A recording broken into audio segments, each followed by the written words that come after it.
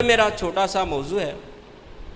अगर किसी की वालदा भी मौजूद है, वालिद भी मौजूद है, उसकी अहलिया भी मौजूद है, उसका बेटा भी मौजूद है, उसकी बेटियां भी मौजूद हैं, तो वो आपस में उसकी तकसीम कैसे होगी? आपके पास कोई आ जाता है तो आप उसको रिटर्न किस तरह लिख कर देंगे आसानी के साथ?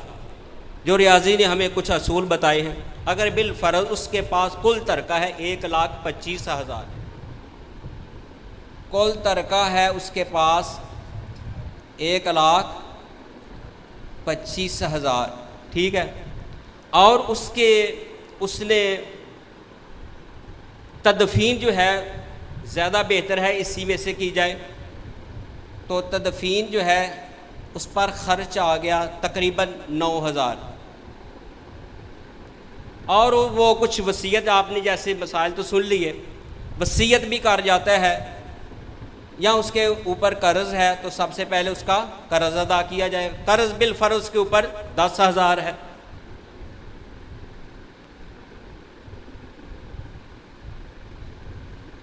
और उसने कुछ वसीयत भी हमें की है, तो वो वसीयत भी तकरीबन लगा लो 10,000। अब जो बाकी विरासत है इसमें से निकलेगी। अब इसको जमा किया जाएगा, 9,000, 10,000 और 10,000 बन गया 29,000। अब बाकी रकम क्या बनी?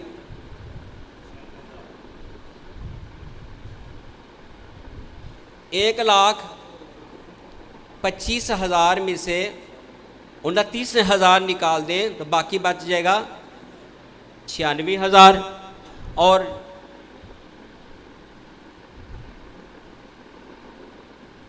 अब उसकी वालदा भी मौजूद है और वालिद भी मौजूद है, तो वालदा का हिस्सा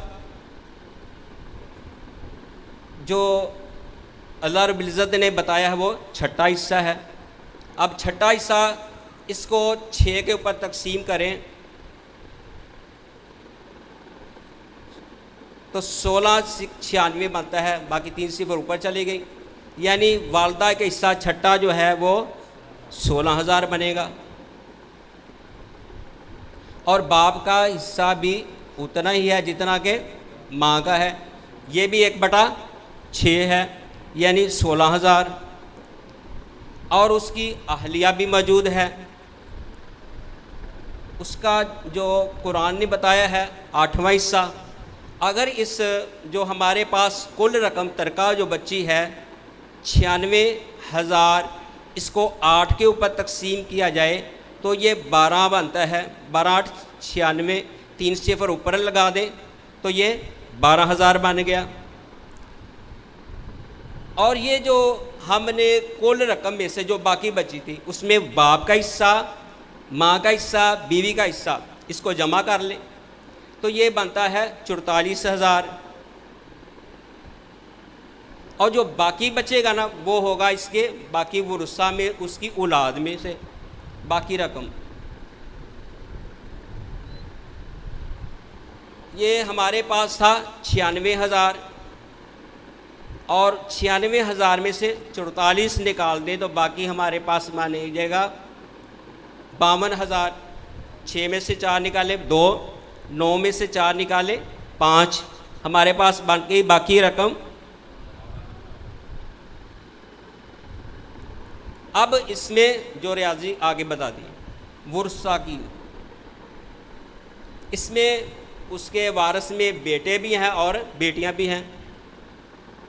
बेटे और बेटियां, बेटे बिल फ़र्ज़ उसका 1 है और बेटियां उसकी 2 हैं। अब हमें जो कुरान ने बताया है बेटे को डबल मिलेगा और बेटी को 1 हिस्सा मिलेगा, तो निस्बत यहाँ निकाल लें। बेटे को 2, बेटी को 1, बेटी को 1, निस्बत निकाल लें। अब निस्बती मजमुआ उसका 1 2 और 2 4। अब 1 निस्बती हिस्सा,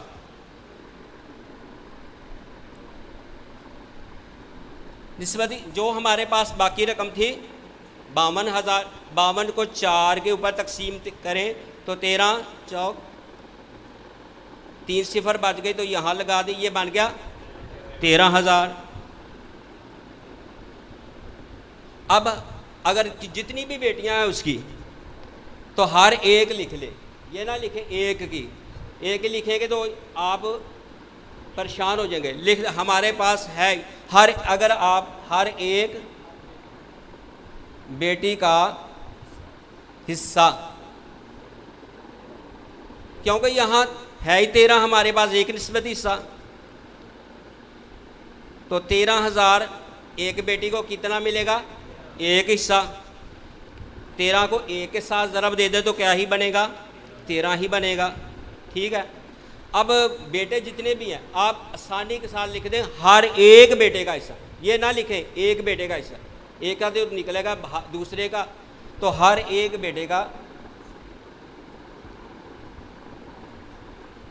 का हिस्सा। तो इसमें से बेटे का क्योंकि बेटी से दुगना मिलता है, जो एक निस्बती हिस्सा मिला है ना, आसानी है, इसकी जितनी भी बेटियां उसको एक एक के साथ ज़रब देते जाएं, यानी एक को भी 13 तो दूसरी को भी। अब बेटे को 13,000, बेटी को 13, बेटे को डबल मिलेगा, तो 13 दूनी 26,000, ये है उसकी तकसीम। अब इसको जमा करके आप देख लें, हमने तदफीन, कर्ज, वसीयत पर कर्ज कितना खर्च किया था, 29,000, और वालदा, बाप, बेवा पर जो हमने खर्च किया था कितना, 44,000, और हमने एक बेटे को कितना दिया, 26,000, और दो बेटियों को कितना दिया, 13 दूना, यानी एक को भी 13, हमें ऐसे आसानी कर सकते हैं, एक बेटी को कितना मिला, दूसरी बेटी को कितना मिला, इसको जमा कर ले, 0 0 0, 4 और 9 13, 13 और 6 19 और 3 22 और 3 25, बाकी क्या बच गया, 2 2 और 2 4 4 8 2 10 1 11 1, 1 लाख कुल तरका हमारे पास जमा किया, तो वही जब वो हमारी तकसीम बिल्कुल दुरुस्त।